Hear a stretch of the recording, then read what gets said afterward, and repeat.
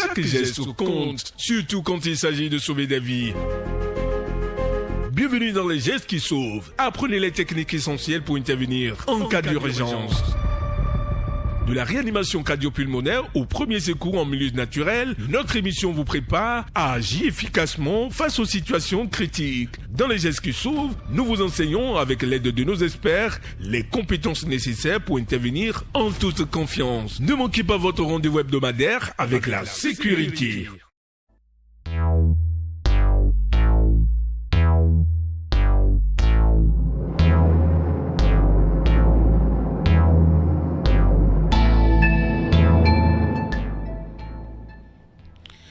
Heureuse de vous savoir nombreux à l'écoute de cette émission amoureux et amoureuse des gestes qui sauvent. Bonjour et bienvenue. Que fait lorsqu'on avale de travers? C'est à cette interrogation que nous répondrons ce matin. Et je reçois pour vous Malik Gampa, son nom. Il est coordonnateur du Centre national de formation de la Croix-Rouge béninoise. Et vous le connaissez certainement. Il est un habitué à cette émission. Bonjour Monsieur Malik et bienvenue. Bonjour Rachel et merci beaucoup pour l'invitation. Une fois encore, on se retrouve. Merci beaucoup. C'est un plaisir pour moi de vous recevoir ce matin. Nous parlons de la fausse route alimentaire. D'abord, dites-nous, quand est-ce qu'on parle de la fausse route alimentaire? D'accord, merci beaucoup. Merci pour la question. Et une fois encore, on est là pour ce module. Ce module qui est intitulé « Avaler de travers » ou communément encore appelé « fausse route alimentaire ». En réalité, lorsqu'un aliment un liquide ou même de la salive entre dans la trachée, on est d'accord, au lieu de passer par l'œsophage, la voie normale. Là nous parlons d'avaler de travers. Donc quand quelqu'un avale de travers, l'aliment, le liquide ou même la salive passe par la trachée au lieu de passer par l'œsophage. Lorsqu'un aliment passe par la trachée au lieu de l'œsophage, on parle là de la fausse route alimentaire. Et comment se produit le fait d'avaler de travers? D'accord, peut-être que je vais réexpliquer un peu. Vous voyez, vous savez, au primaire, on a tous dessiné l'appareil respiratoire, l'appareil digestif et tout. Bien sûr. Au niveau de la gorge, vous voyez, il y a deux parties. Il y a l'air qui passe par la trachée et les aliments qui passent par l'œsophage. Donc, le mécanisme de la bouche est fait de telle manière que quand vous avalez, il y a l'épiglotte qui bascule et l'aliment passe par l'œsophage naturellement. C'est un mécanisme conçu comme ceci. C'est ce qui est normal. C'est ce qui est normal, exactement. C'est ce qui est normal et le mécanisme est fait comme ça, de façon naturelle. Parfois par inattention ou bien par mauvaise coordination, au lieu que l'aliment passe par la voie normale qui est l'œsophage, l'aliment passe par la trachée à terre, c'est-à-dire la partie où l'air devrait normalement passer. Donc là se produit ce qu'on appelle avaler de travers. Donc la personne n'arrive plus à respirer. L'air qui devait passer est bloqué par l'aliment qui passe par votre trachée, au lieu de passer par l'œsophage. Donc si on récapitule, nous avons deux voies au niveau de l'appareil digestif ou bien de l'appareil respiratoire, c'est-à-dire au niveau de notre gorge ici, nous avons l'œsophage, où quand tu manges, ça passe par là, quand tu bois de l'eau, ça passe par là. Et l'autre côté qui est la trachée, ou par lequel nous respirons. Donc nous respirons par les trachées à terre là. Donc par inadvertance, inattention, le fait que tu sois distrait, ou peut-être une mauvaise coordination au niveau du mécanisme qui fait basculer l'épiglotte, l'aliment, au lieu de passer par l'œsophage, passe par la voie aérienne, d'où nous avons avalé de travers. Ok, on va donc retenir simplement avaler de travers, c'est le fait de faire passer l'aliment par la voie anormale, c'est-à-dire par la trachée artère au lieu de l'œsophage. Et la voie normale, c'est pas l'œsophage. Non, c'est pas l'œsophage. Non, la voie normale, c'est l'œsophage, bien sûr, au lieu de passer par pourquoi avale-t-on de travers, Monsieur Malik? Plusieurs raisons. Plusieurs raisons. Le fait, par exemple, de parler en mangeant fait que, par inattention, l'aliment passe par la trachée au lieu de passer par l'œsophage. Donc, le fait aussi, parfois, le fait de tousser, de rire, par exemple, en mangeant, fait que l'aliment aussi peut passer de travers. Il y a d'autres personnes qui font des troubles neurologiques, par exemple des AVC. Ceux qui souffrent par exemple d'AVC peuvent avaler de travers. Il y a des gens qui ont aussi des problèmes d'ORL. D'accord. Il y a aussi des positions inadaptées. Des positions inadaptées, soit tu manges en étant couché par exemple. Avec ce genre de position, une personne peut avaler de travers. Donc plusieurs raisons peuvent amener la personne à avaler de travers. Et le plus fréquent, c'est quand il y a de l'inattention. Quand tu parles en mangeant par exemple, très rapidement, tu peux avaler de travers. D'accord, ça dit que quand je parle et qu'un proche ou quelqu'un me parle, je ne dois pas... Donc, je ne dois pas répondre. Vous êtes en train de manger, d'accord, et quelqu'un vous parle, par exemple, vous pouvez déjà avaler d'abord la nourriture convenablement, avant de lui répondre. C'est des bons gestes qu'il faut adopter. Faut pas que...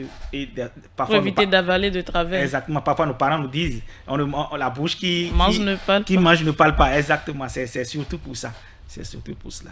Vous avez dit le cas le plus fréquent, c'est... C'est quand vous êtes en train de manger et que vous parlez en même temps. Ça, vous pouvez avaler de travers. D'accord. En combien de temps cela peut devenir dangereux? C'est vrai que les gestes de premier secours, c'est toujours une question de temps. Mais c'est en quelques secondes. En quelques secondes? Oui, en quelques secondes, voire 1-2 minutes, ça peut déjà créer un trouble chez la personne. Imaginez que vous ne respirez pas pendant 1 minute, fermez juste vos narines et la bouche pendant 1 minute déjà. Voyez ce que ça donne. 2 minutes, vous voyez que c'est important. Donc déjà pour quelqu'un peut-être qui est fragile, quelques secondes peut déjà lui causer des dommages. Donc c'est vraiment important, c'est une course contre la montre quand quelqu'un avale de travers. Parce que peut-être on va y venir, il y a plusieurs cas. Donc peut-être on va parler des cas tout à l'heure. D'accord, on va maintenant parler des signes qui alertent. Quels signes alertent en cas d'une fausse route alimentaire? D'accord. En cas d'une fausse route alimentaire ou avaler de travers, vous allez voir que la personne peut commencer par tousser de façon brutale. Okay. La personne peut commencer par tousser de façon brutale et il est impossible à la personne de parler. C'est la toux qui fait qu'on avale de travers. Exactement. Je vais vous expliquer. Avaler de travers, comme je l'ai dit, vous avez 2 cas au niveau d'avaler de travers. Vous pouvez avoir une obstruction partielle des voies respiratoires, comme vous pouvez avoir une obstruction totale des voies respiratoires. La personne avale de travers. L'aliment, d'accord, que la personne a avalé de travers, a bloqué partiellement les voies respiratoires. C'est-à-dire la personne arrive à respirer, mais très difficilement. Là, de façon naturelle, la personne peut commencer par tousser.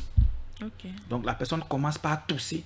Le fait de tousser lui permet d'expulser l'aliment qui a bloqué la passe de travers. Exactement. Donc, dans ce cas, nous parlons d'obstruction partielle des voies respiratoires et nous encourageons la personne à tousser. Il y a le cas où l'obstruction peut être totale. Quand l'obstruction elle est totale, la personne n'arrive plus à respirer du tout. Et là, les signes, je l'ai dit tout à l'heure, la personne, non seulement, dans ce cas, n'arrive plus à tousser, mais la personne est agitée, la personne panique. La personne a les mains au niveau de sa gorge parce qu'il sent qu'il y a quelque chose qui ne va pas. Et vous allez voir, la personne peut avoir une voix modifiée. En vous appelant, la personne n'arrive plus à vous appeler de façon normale. Mais essoufflée. Exactement, parce que c'est de l'étouffement. Donc, vous allez voir des cas où la personne a de la rougeur. Okay. Donc, le visage de la personne change, la couleur de la peau change aussi. Donc, tout ça vous montre que cette personne a un mal et que cette personne peut-être est en train d'avaler de travers. Alors, comment faire quand on a avalé de travers? D'accord. Quand quelqu'un avale de travers, comme je l'ai dit tantôt, nous avons 2 possibilités. Le premier cas, c'est que l'obstruction soit partielle. Si l'obstruction est partielle, encouragez la personne à tousser. Dites à la personne de tousser vigoureusement. La personne doit tousser pour pouvoir expulser, on est d'accord, par lui-même l'aliment qui a bloqué sa trachée. Maintenant, si l'obstruction elle est totale, Là, vous parlez des gestes de premier secours. Les gestes de premier secours à adopter en matière d'avaler de travers, quand quelqu'un avale de travers. Donc, comme je l'ai dit tantôt, encourager la personne à tousser, c'est la première des choses à faire. La deuxième chose qu'il faut faire quand l'obstruction elle est totale, il faut donner des claques entre les omoplates de la personne. Donc, c'est des gestes qu'il faut faire. Il y a une technique pour faire les claques dans le dos. Donc, il faut donner 5 claques vigoureuses au niveau des omoplates de la personne. Donc, entre les omoplates, vous restez dans son dos. On est d'accord, une main au niveau de sa poitrine pour qu'il ne puisse pas tomber quand vous lui donnez ces claques-là. Donc, vous lui donnez 5 claques au niveau de ses omoplates pour lui permettre de faire ressortir l'aliment qui a bloqué la trachée. Donc, donnez 5 claques vigoureuses au niveau des omoplates et vous répétez cela 1, 2, 3 fois. Mais si vous constatez que malgré les claques, la personne n'arrive pas toujours à faire ressortir l'aliment qui est à travers de sa trachée, il faut faire ce que nous appelons des compressions abdominales. Il faut faire des compressions abdominales. Appuyer le ventre. Appuyer le ventre. Il y a une technique pour le faire, c'est ça qu'on appelle la méthode de Heimlich. La méthode de Heimlich consiste à faire des compression abdominale. Donc, il y a une technique pour compresser le ventre de la personne pour que l'aliment puisse ressortir. Donc, dépendamment de la victime, il y a la technique qu'il faut adopter. Parce que quand c'est un bébé, on ne fera pas la même chose. Quand c'est une femme enceinte, on ne va pas appuyer sur son ventre directement comme ça. Donc, il y a des techniques qu'il faut adopter en matière d'obstruction totale des voies respiratoires. Donc, comme je l'ai dit, 2 cas s'imposent. Une première partie, c'est quand l'obstruction est partielle, c'est à la personne de tousser. Quand l'obstruction elle est totale, donner des claques, 5 claques vigoureuses au niveau des omoplates en observant une bonne technique. Quand vous constatez que les claques sont inefficaces, que la personne a toujours l'aliment dans sa trachée et que l'aliment ne ressort toujours pas, il faut appliquer la méthode de Heimlich qui consiste à faire des compressions abdominales.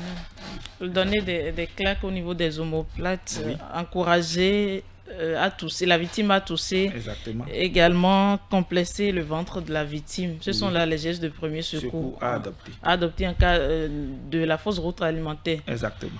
Et en cas des personnes, par exemple des femmes enceintes, des bébés, qu'est-ce qu'il y a lieu de faire? D'accord. Par rapport aux nourrissons, aux bébés, il y a une technique. Et souvent, généralement, ça arrive. Ça arrive et souvent, nos mamans le font. Nos mamans font cette technique-là où on met le bébé sur ses cuisses, la tête légèrement penchée vers le bas et on lui donne des claques au niveau de son dos. Il y a aussi la partie où nous retournons le bébé, la tête penchée d'un côté où la maman fait des compressions au niveau de son ventre. Maintenant, pour une femme qui est enceinte, on ne pourra pas faire des compressions abdominales. Ça va lui causer du tort. Donc, les compressions abdominales se font légèrement au-dessus de la partie normale. Parce que quand vous devez faire des compressions abdominales, pour une personne normale, vous êtes légèrement au-dessus du nombril. Or, au-dessus du nombril, déjà pour une femme enceinte, c'est l'enfant qui est déjà là. L'enfant prend une grande partie. Donc, vous allez encore plus haut, légèrement au-dessous du diaphragme ici, où vous faites les compressions là, pas forcément avec la méthode Heimlich, mais vous pouvez utiliser vos 2 bras comme ceci pour faire la compression de façon forte, permettant à la femme enceinte de rejeter l'aliment. D'accord, vous venez de nous dire... non, allez-y. Oui, donc j'allais continuer pour dire si, dans un cas ou dans l'autre, la victime n'arrive pas à faire ressortir... Si ça perdure. Si ça perdure, la victime n'arrive pas à faire ressortir l'aliment, à un moment donné, la victime va tomber dans l'inconscience. Parce que si tu n'arrives pas à respirer pendant 2 minutes, 3 minutes, tu vas tomber dans l'inconscience et tu ne vas plus respirer normalement. Donc, ça nous renvoie au module inconscience sans respiration normale. Donc, quand quelqu'un est dans l'inconscience sans respiration normale, il faut commencer la RCP. Donc, vous devez commencer la réanimation cardio-pulmonaire pour la personne. Donc, le cas où l'aliment ne sort toujours pas, la trachée est bloquée, la personne ne respire pas, la personne va tomber dans l'inconscience et ne va plus respirer normalement. dans ce cas, vous pratiquez la RCP, la réanimation cardio-pulmonaire, comme on avait eu à le dire il y a peu. D'accord, c'est bien entendu. On vient de découvrir les gestes de premier secours en cas de la fausse route alimentaire. Alors, qu'est-ce qu'il ne faut pas faire en cas de la fausse route alimentaire? D'accord. En cas de la vallée de travers ou la fausse route alimentaire, il ne faut pas conseiller à la personne de boire de l'eau. On ne boit pas de l'eau. Ce n'est pas on conseille à la personne de boire de l'eau. Vous voyez, la personne a déjà sa trachée à terre qui est obstruée. On parle d'obstruction des voies aériennes. Conseiller à la personne de boire de l'eau n'est pas efficace parce que l'eau passera peut-être dans ce cas soit dans l'ésophage ou le circuit normal, et donc ne pas forcer la personne à boire de l'eau, ça risque d'aggraver la fausse route. D'accord. Et il est très important de ne pas perdre du temps. Donc vous ne devez pas perdre du temps, c'est une urgence vitale. C'est très important de porter assistance à la personne dans les secondes qui suivent. Est-ce que ça peut coûter la vie? Oui, ça peut coûter la vie. Imagine que tu ne respires pas 2-3 minutes. C'est comme l'autre le disait, un RIP déjà directement. Donc c'est vraiment important. Donc ne pas respirer est vital. Okay. Ne pas respirer est vital. D'accord. Et ne pas mettre les doigts dans la bouche. Donc faut pas mettre les doigts dans la bouche à la personne pour dire à la personne essayer de faire sortir. Non, donc parce que ce qui est avalé de travers. Exactement. Quand nous mettons la main dans la bouche, c'est pour faire quoi? C'est pour vomir. Vomir, c'est l'appareil, c'est du côté de l'œsophage. C'est ce qui est là-bas qui va sortir, pas du côté de la trachée. Donc, ça ne sert à rien de mettre les doigts dans la bouche à la personne pour lui dire de vomir. Donc, il y a des risques de blessure ou d'enfoncement du corps étranger. Donc, c'est vraiment important, une prise en charge rapide. Une prise en charge rapide est très important. Et comme je l'ai dit, ne pas mettre les doigts dans la bouche et ne pas forcer la personne à boire de l'eau. Et si la personne tousse déjà, si la personne arrive à tousser déjà, il n'est pas bien de faire les claques. On ne fera pas deux choses ensemble. La personne arrive déjà à tousser. Si la personne arrive déjà à tousser, c'est bien. Continuer à encourager la personne à tousser. Donc, il ne faut plus, et dans ce cas... Deux gestes ne vont pas de pair. Non, ce n'est pas bien. Ce n'est pas bien. Non, la personne arrive déjà à tousser. Encourager cette personne à tousser encore plus fort, à tousser plus fort pour pouvoir expulser l'aliment qui entrave sa respiration. Je pense que c'est bon à savoir. Vous avez dit de ne pas donner à boire à une victime. Oui, il ne faut pas forcer. Il ne faut pas forcer également. Il ne faut pas prendre du temps. Oui. Ne pas mettre la main dans la bouche de la victime. Exactement. Également, il faut prendre en charge la victime automatiquement. Exactement. Donc, dans les premières minutes, c'est vital. Il faut faire les bons gestes. D'accord. Où vont ces aliments avalés de travers? D'accord. Quand quelqu'un avale de travers et la prise en charge est rapide et l'aliment a juste fait une obstruction partielle, l'aliment peut ressortir. Donc, quand la personne tousse de façon convenable, l'aliment peut ressortir. C'est le premier cas. Et c'est le cas que nous souhaitons tous, que l'aliment puisse ressortir. Maintenant, il peut arriver où les obstructions totales, que l'aliment reste bloqué. Parce que tu es dans un itinéraire donné. Soit tu ressors, soit tu restes statu quo, soit tu descends vers les poumons. Donc au niveau des aliments ici, dans le cas d'avaler de travers, nous avons ces trois possibilités-là, où l'aliment peut ressortir, c'est le premier cas. L'aliment peut rester obstrué au niveau des voies respiratoires, au niveau des voies respiratoires et obstruer les voies respiratoires. Là, la personne tombe dans l'inconscience. Sa respiration normale.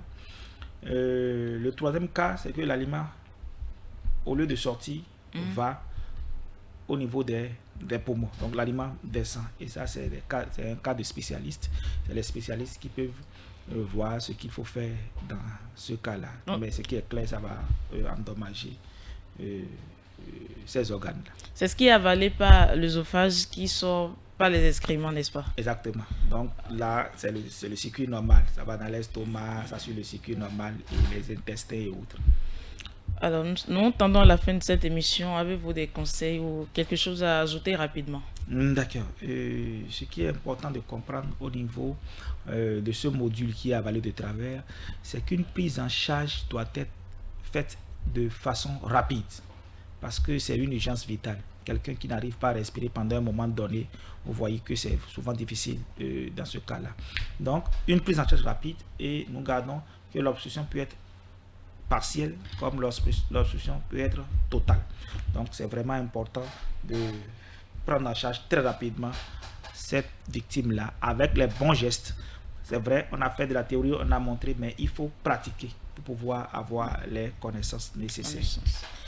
Merci à vous, Monsieur Malik Gompa. Merci beaucoup, Madame Rachel. Je rappelle que vous êtes le coordonnateur du Centre national de formation de la Croix-Rouge béninoise. Et avec vous, nous avons beaucoup appris sur le fait d'avaler de travers, qu'il faut faire les gestes de premier secours. Et vous nous avez dit de ne pas d'encourager plutôt à tousser en cas de la fausse route alimentaire, de donner des claques au niveau du dos de la victime, de compresser le ventre de la victime et par rapport aux choses à ne pas faire en cas de la fausse route alimentaire, vous nous avez dit de ne pas donner de l'eau, la victime ne doit pas boire de l'eau, de ne pas prendre du temps, de ne pas mettre la main dans la bouche de la victime.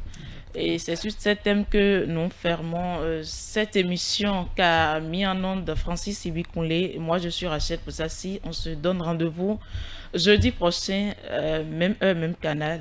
Au revoir. Merci beaucoup à vous. Merci, monsieur.